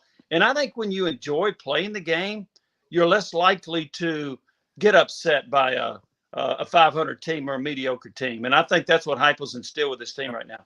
Yeah, and preseason, looking at Tennessee, you look at all the transfers they brought in. The number one thing, everybody brings in transfers. They're developing the players. Coach G, Rodney Garner, love. What did he say? There's 3 things that don't lie. What? The mirror, something else, and the tape. What'd you think about that defensive line play as the game went on? They looked like a bunch of warriors out there, relentless. That's typical Coach G. Well, they did. And look, Jahmyr Gibbs is one of the best running backs in the country. That guy is really hard to tackle. He reminds me of Alvin Kamara. And even though he had over 100 yards, I think Alabama had a total of 114 rushing yards. If you told me going into that game that you'd hold Alabama to less than 120, I would really like Tennessee's chances, and they were able to do that. And they held Gibbs to several runs of 0, minus yards, 1 or 2 yards, which is tough to do because he's such a good back. And look, they couldn't corral Bryce Young. How elusive is that guy? He looked like Houdini back there. He did. But defensive line just kept coming, kept bringing it. And I thought they ended up playing a good game. Even when you look at Alabama's numbers, I still thought the defensive line held its own. Yeah, Mark Hamm is on with us real quick, Jimmy, before you go. And Mark, we were at Mark's tailgate right by the torch guy, as we call him, up there outside the stadium. But Mark, you're on with Jimmy Hyams talking about this Tennessee game. And if you didn't hear what he said earlier, greatest game he's ever been to in Neyland Stadium. And I know you've got a question for Jimmy. Yeah, can you guys hear me? Oh yeah, absolutely. I can barely talk today, but yeah, it was. I agree with Jimmy. I just joined, but it was by far the greatest game I've ever been to at Neyland. I know the 98 game was pretty insane as well, but this one was just one of those things that was, it's almost like, we're getting over the hump and we're back, we hope, and just an unbelievable atmosphere. Again, I can't speak today. Sorry. Jimmy Hyams, I want to know one thing. If you are a blue tick hound, at the humane shelter, your odds of getting adopted have gone up incrementally, haven't they? You're comparing me to a dog? No. What I'm is he saying doing here? if you're like for Smokey, I'm just saying I want a blue tick. My wife wants a blue tick hound. I've got to get another lab. I'm just saying the whole thing, you just nailed it. I mean, I just, you can't put a dollar figure on it, but I'll bet you over the time that Josh Heupel is there, that impact to the local economy is going to be in the hundreds of millions, and to the psyche of the people feeling better about themselves. Elaborate on that, because you do it so well. Well, what happened is what Heupel has done is he's given this fan base hope. And look, we talked about how the players believed that they could beat Alabama. They didn't just hope it. Well, so did the fans. A lot of times Tennessee fans would go into an Alabama game and just say, gosh, I just hope we could be competitive. That was not the mindset going into this one. This one was Tennessee can win this football game. Tennessee will score points on Alabama, and they did. And the question was, can the defense hold up enough to keep Alabama from outscoring Tennessee? Correct. And the answer ended up being yes. But the mood of the people is so much better. They're spending more money. They're going out to restaurants. They're tipping the waitresses better. We're selling more remotes because of that. The whole mood of this community is impacted by Tennessee football. You could argue whether that's healthy and whether it should be, but the deal is that's the fact. Well, and so there are a lot of folks who are excited about what's going on. Jimmy Hodge will tell you they teach a class at Alabama about the economic effect of Nick Saban. They've been teaching it for years, haven't they, Jimmy? Yeah, there's never been a conference that has a more appropriate mission statement than it just means more. For the fan bases at every single one of these schools, it really, no matter if you live in Tennessee, you've been a long-time Vol fan, whether you've lived in Alabama, Georgia, Florida, these fan bases consider these football teams their personal property. They live and die with it. They think about it every day. Hey, how are we going to replace the guys we lost? Just everything about the coming season. There's no place else like it. Nothing compares to the SEC fan bases and how passionate they are and how they follow teams. Yeah, Jimmy Hyams, I know you've got a big day ahead and stuff, but just your closing thoughts and what are you going to be talking about? I can't imagine on your show today. And again, remind people you put out a lot of great print, a lot of great blogs. You've been a longtime sports writer, always will be, and people want to hear from you. Well, it was kind of interesting. Our PD at our radio station said, hey, guys, to all the shows today, let's focus on that Tennessee-Alabama game and worry about UT Martin after Monday. Okay. Really? We may talk about Tennessee-Alabama on Tuesday and Wednesday and Thursday and focus on UT Martin on Friday. If we have a couple of comments on Kentucky too, maybe. Yeah. So, we've written several blogs about the game. You can find us at 991dsportsanimal.com. My Twitter account's pretty easy to follow, at Jimmy Hyams. And you can also, if you're in the area, you can hear us on iHeartRadio. If you're in the area, 990 AM, 99.1 FM is where you can listen to our show. We're on from 3 to 7. We got a lot of guests lined up. We got a lot of interviews, got a lot of comments from Tennessee players and coaches about their incredible victory over Alabama. Well, I want just keep us updated on the salvage efforts to get the goalpost out of the Tennessee River. That'll be a fun one. But Jimmy, thank you so much for taking time out of your Monday to join us. We always appreciate it and look forward to your next visit. Love you. Y'all have a great day. You do too. I tell you one thing, Frank has offered to put some money into the salvage efforts to get the goalpost out of the Tennessee River. Now, when we were with you all weekend up there in Knoxville, the goalpost in the Tennessee River, do you know anyone involved in that? As a matter of fact, I do. I know one of them ended up at the Sycamore house because my son was over there and told me, and I saw pictures of it. So I have I've put out some money to all of his fraternity brothers and said, if you will find me a piece of that goalpost, I'm going to pay you a lot of money. So there's a finder's fee involved in that right now. Mark, I'm proud of my fellow Sigma Chi brothers there for that effort. hey, Mark, I got a skiff, come up the Mississippi, make a right-hand turn. I'm telling you, a ton of money we can pull that thing out. I'm telling you, you just cut that thing up. I mean, you probably sell a small piece for $100 each. So I think there's $100,000 in one of those goalposts right now. When we were walking through campus up to the Tennessee Hotel with Dr. Waller May and Sam and Audrey and I after the game, a guy came up to us that was smoking a cigar. Looked like he was pretty liquored up, having a great time. He had a big chunk of sod he pulled from the checkerboard end zone there. So I don't know what's left of Neyland Stadium, Mark Hamm, but it was the site of one of the greatest games that anyone will ever see in college football. Talk about what it had been like. Frank and Jimmy, you've got to hear this, and everybody listening and watching everywhere on Sidelines. Talk about what it was like in the previous years. You have 10 season tickets, the biggest tailgate on campus by the Torch guy. Roman Harper came and hung out with us. It was an all-star weekend. And Audrey, my wife, your cousin, was, she was in tears. At the end of that game, because it meant so much. That's her connection to her dad and her family. That's why Jimmy's right. It just means more. And when it's your family and it's your blood, it connects you to everyone who's ever walked through the turnstiles at Neyland Stadium, doesn't it? Inspirational win. Yeah, it does. It's one of those things that, my son's a junior there, and he's working with the athletic department. He looked at me a couple of years ago and said, "We were ever any good at football?" And I said, "Well, before you were born in 2001, we were decent, but we've been in the desert for 15 years. It's just been, I couldn't give tickets away. I had 10 tickets, and I literally would go to the game, and I would just hold them up and say, I want to sell them. And a guy said, "How much you want?" I said, "How about $5?" He wouldn't even pay me $5 for a ticket to sit in the lower stadium, lower deck of Neyland Stadium, and it's just gone nuts. And I think it's one of those things that we've been a caged animal for a long time, and we know what it's like. And I read something yesterday. It was one of the best things I read. It's from a Tennessee alumni that was talking about 1998. Mark, hold that thought. We're going to take a quick commercial break because I want to hear this, and I don't want it to be interrupted. We're going to hand the ball off to you after this quick commercial break on Sidelines.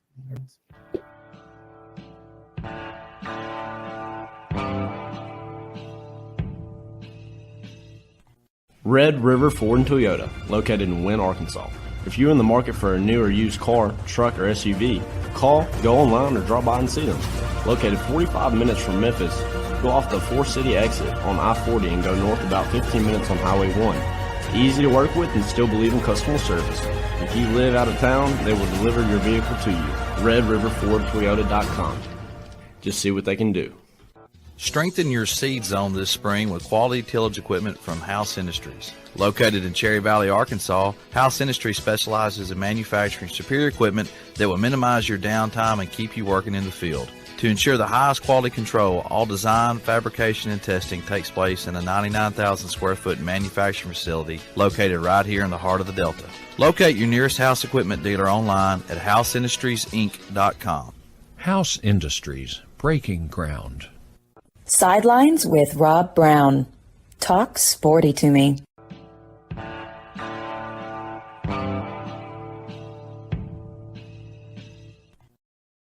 Brown back here on this final segment of Sidelines on the Monday show. We're here every Monday through Saturday for 2 hours. So college football, basketball, baseball, recruiting. We talk about sports. That's what we do. That's who we are. We don't talk about other crap. We are a sports radio show and podcast. That's what we do. Happy birthday, MJ. Happy birthday. One of the great guys in America and one of the great chefs. Mark, we're going to get you and MJ together to make some brisket. And Tom Rainey, of course. Unbelievable. Tom Rainey's on here with us right now. Jimmy Hodge, Mark Hamm, Frank Duffy. What a great show we've got going.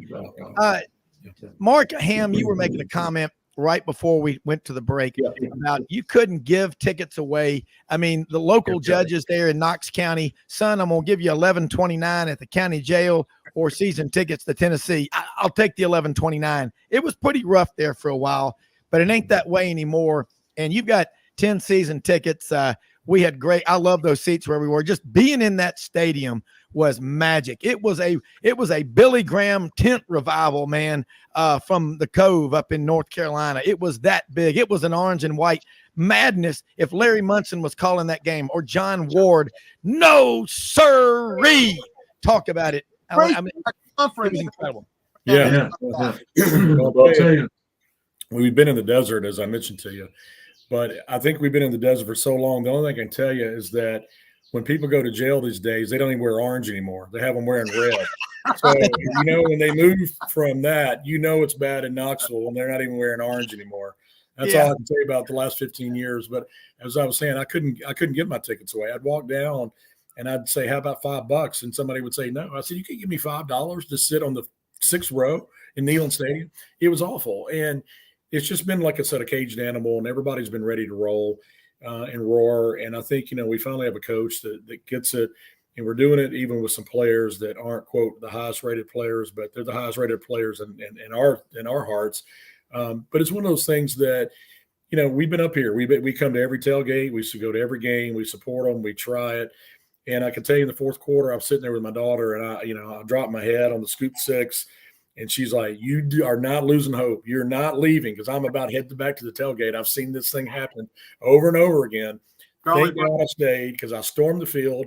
54-year-old man out there. I had a hand on the goalpost, loving life. And the thing I would say, and I'll let other people jump in, was somebody sent something yesterday that talked about being a ball for life. And they said to all the people that are there now, welcome to the club, because in 98, when we kicked that field goal, that was our moment that we will always remember. That's that moment when you hear Rocky Top, it means something to you now. And I sent it to, I have a little text thread with my son, his fraternity brothers, and I sent it to them, and they're all like, I'm in tears. Yes, sir. We love this. And it's like, we're part of the club now, because they'll never, ever forget this win. No, Tom Rainey jumping here with us. By the way, I mentioned Tom Rainey on the show Saturday morning. He graduated high school with Mark and my wife, Audrey, there at Collierville High School, the Dragons. Shout out to the great folks in Collierville. Tom Rainey, Frank Sinatra did write that song about you. He lives the kind of life that most men only dream of. He hunts, he fishes every day of the year. There we drinks go. sodas and makes brisket and goes to football games. No, Tom, you work your tail off, man. But I'm going to tell you something about you. And I've learned a lot about you from Mark and from Audrey. You and Mark and James Crocker, you make that 6-hour haul for years without fail supporting Tennessee. So you enjoy a moment like this because you've always stayed the full 60 and you expect the team to play a full 60. Talk about this. If you've got much of a voice left, you may have gone back to Roosters and finished it off yesterday after we left. Right. But you work for Browning, by the way, a shout out. Browning makes great shotguns. And those of you looking for a good Christmas present, Tom Rainey and Browning, they make great shotguns. I just thought I'd throw that in. But Tom, get your thoughts on what this means, because Audrey is still grinning from ear to ear. I think she may have won the lottery and is waiting to tell me till after the show. I'm almost afraid to hear what that might be. Yeah. But as far as enduring over the last several years, you make that trek. I will say there were some benefits when we were getting beat 42-0 by Georgia. It was real easy to get back home because nobody else was up here trying to get back to Memphis because nobody showed up. And we even joked about that Saturday in the tent. We were like, where'd all these people come from? Where were you when Georgia was beating our brains out 42-0 and Alabama was coming back and beating us by 4 touchdowns? And I don't know. I read a post yesterday, and I wish I could give the lady credit, but she had gone on and elaborate a little bit more about our celebration. And I think it was this of knowing that we should and could be an elite program in America and having to endure a bad hire, some missteps here and there with some decisions that were made. And all of a sudden we get Josh in, and I tell people this with regularity. I didn't want to move the goalpost, even though they literally were moved this weekend. But at the beginning of his tenure here, when Coach Heupel came in, I just wanted something exciting. Let's be competitive, and let's use that as a building or part of the stepping stones to success. Yeah. And it has accelerated to the degree that I'm kind of overwhelmed by it at this point. I go from showing up at tailgates where there might have been 15 or 20 of us in there for an Akron game, and all of a sudden you can't move in the city. It's not just on campus. He's putting the pressure. Kind of permeated the whole city. So that's exciting.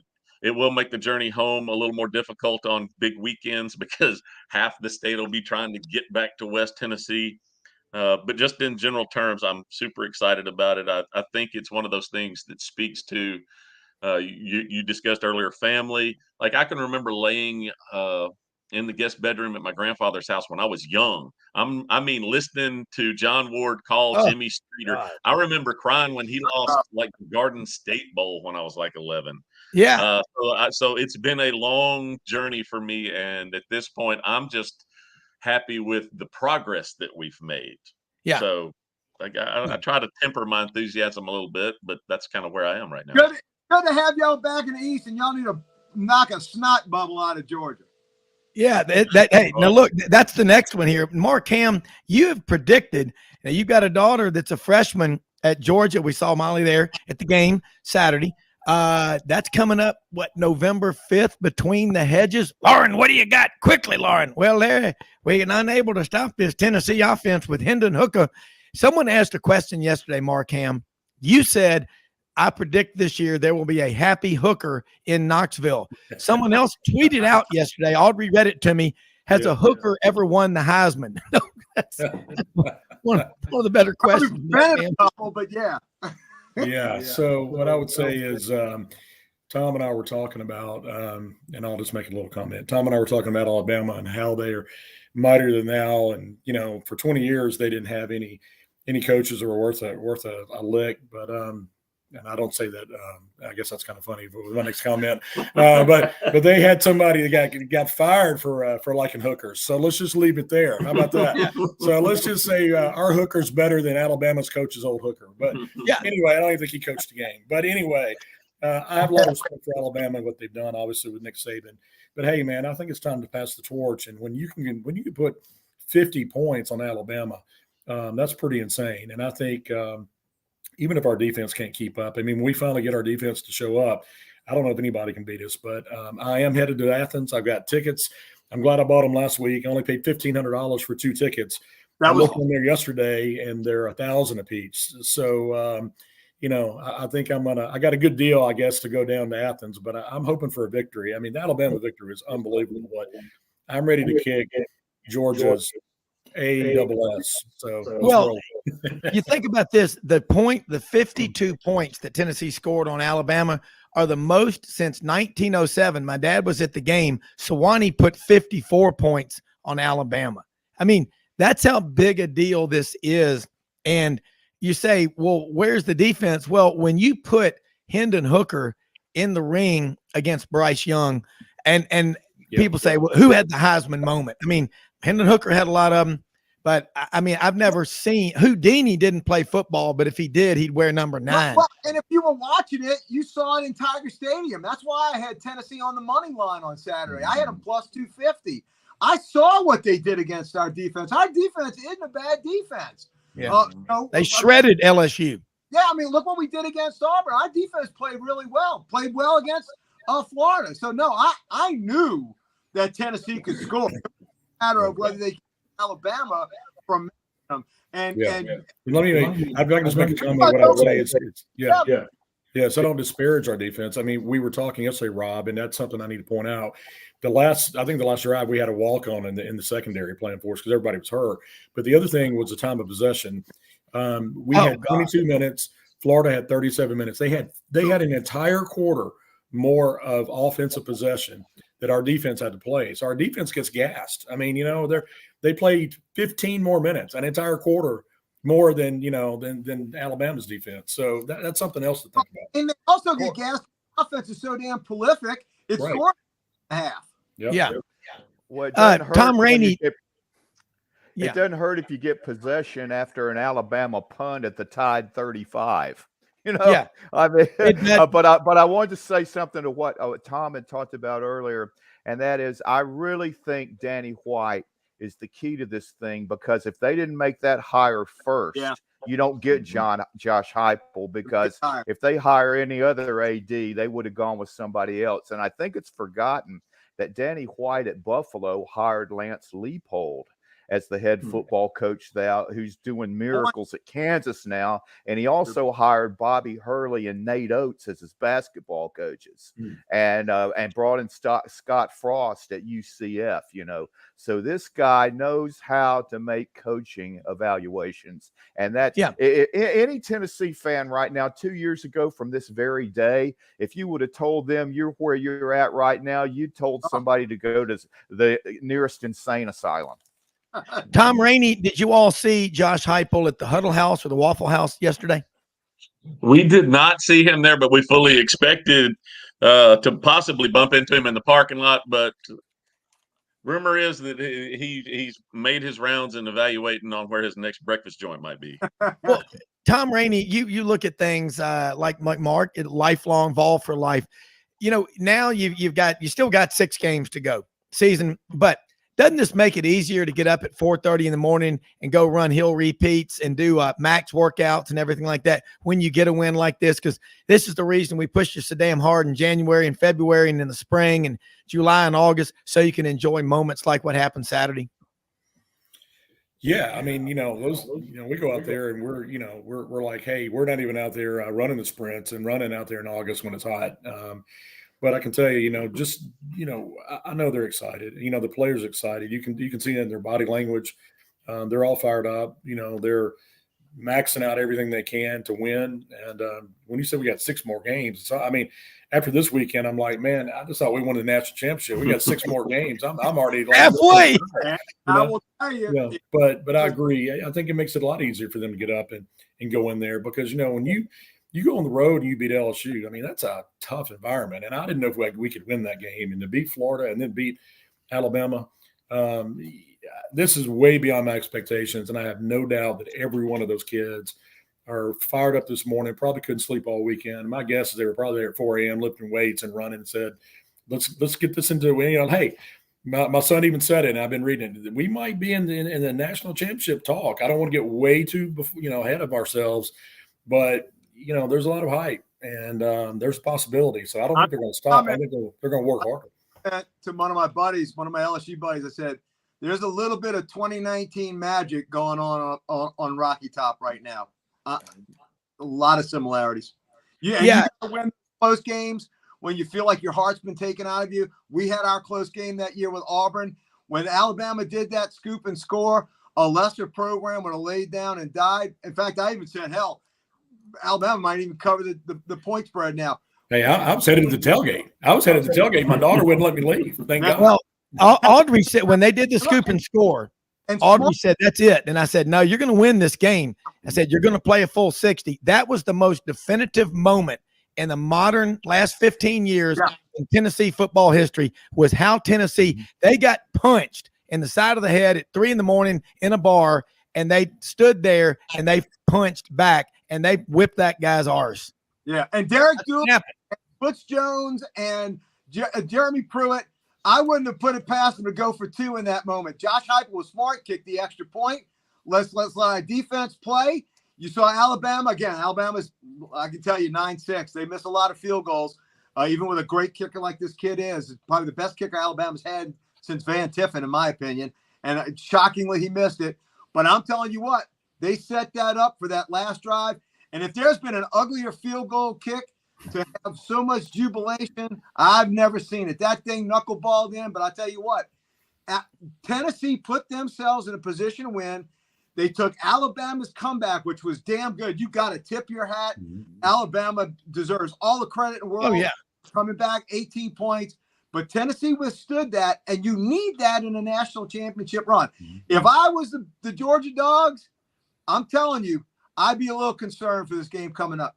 Yeah, and you know what? Phil Necro would be proud of that field goal that was kicked. That was Charlie Humphrey ball in the friggin' West Texas wind. Yeah. About out of time, but let me say this. Tom and Mark, is it true? Rumors are that that you two are going to be putting on the diving suits and submerging yourselves into the icy waters of the Tennessee River to try to find that goalpost, as there's now a $1 million cash bounty on there. Well, we don't want to disclose any locations or anything, but we may or may not be on location at some point later today. With Well, the all we sonar know- equipment that's available nowadays, they'll be able to find both of them. Yeah. I got a Derek laying skiff that I can have up from Louisiana in about 10 hours. We'll make Hey, let me just say this. Rumor has it that Mildred was seen leaving Tuscaloosa, angry, downtrodden. Mildred's got to be in her late 90s now, driving a 79 AMC Pacer with a 315 bumper sticker on the back of it, heading back to Alabama, parts unknown. But let me tell you something. This has been I never played. Paul, hey, Paul, Alabama lost. Saban, what's wrong, Paul? But I will say this. It's been a fun show today. I just think about Mildred being at the beach, man, walking by. Whoo, drink heavily, my friends. We're going to have a great show tomorrow. Mr. College Football, Tony Barnhart will be batting in the leadoff position tomorrow. Also, Yancey Porter from Oxford will be joining us as well. Having a great one. Go out and help somebody with the expectation of getting nothing in return. Most often we see the face of Christ in the least among us. And hey, man, we live in the greatest country in the world. You saw what happened on the Hill this weekend. If you believe it, you conceive it, you can achieve it. It happened. We'll be back tomorrow. Until then, we are out of here.